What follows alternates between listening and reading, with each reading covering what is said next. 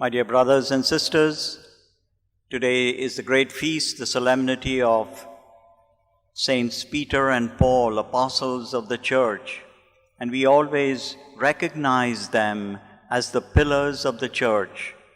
Peter, in a very special way, was chosen by Jesus at various times in his life, leading him to greater and greater strength.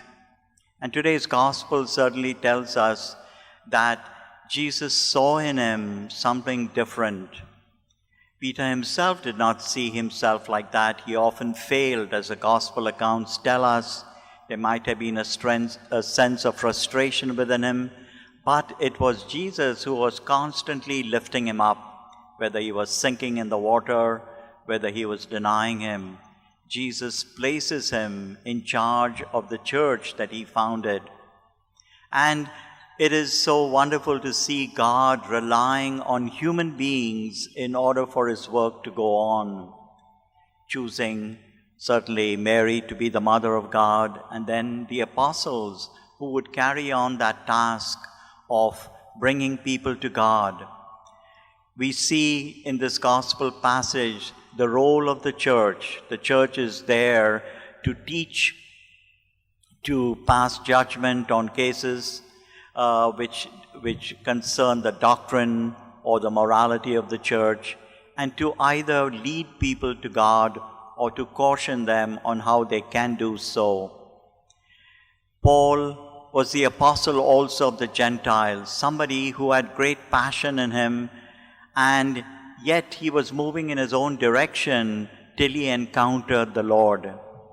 Our feasts tell us that everything happens with an encounter with God. God takes over our lives, and then from then on, we do not rely on our own strength, but we go along with the inspiration that God gives us. As Peter discovered in the first reading, he finds that the chains are miraculously removed from his hands and feet, and he is free. And he realized in his life that there were many chains also that had held him back, chains that he had created for himself. But God is able to break those chains so that we have a certain freedom that we did not have before. And that is certainly of Paul the Apostle, a man rooted in his traditions, going his own way, but then finally finding that Jesus would lead him on. He always said in his letters, "He stood by me." He found that in all his darkest moments, God was with him, encouraging him, leading him on. And he could rightly say, "I have fought the good fight, and a prize awaits me in heaven." Today the church rejoices in these two saints because they are the pillars of the church. A pillar is something on which we can always rely. We often tell one another, "You are a pillar to me," meaning you are my strength, you are someone I can turn to. And in these two apostles, we find the strength for our church. There are two big churches dedicated to them in Rome. Some of you may have seen it. Whenever I go there, I am fascinated to enter St. Peter's and to see this marvelous church, over 200 meters in length, with exquisite paintings, sculptures, so many altars dedicated to the saints. And you find one with St. Peter sitting down, and all pilgrims who come in will always touch one of the feet of Peter, and by now it has kind of become almost a clean piece of paper rather than to see the toes of the feet. And that's because people want to touch him, to feel very much connected with him. His own remains are buried just below the main altar. That was the site of his martyrdom. King Constantine had built a church in the 4th century.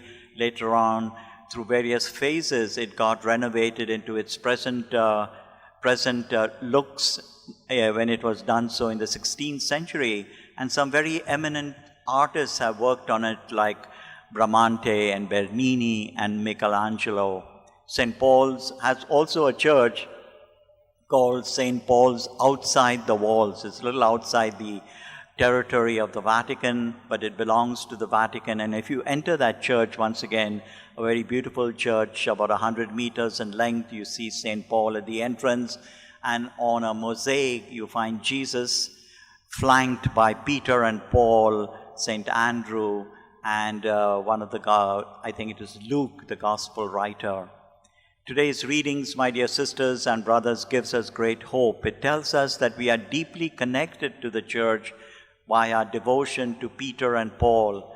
They show us that when we offer our lives to God, when we encounter Him, God takes over and can do great things with us. Amen.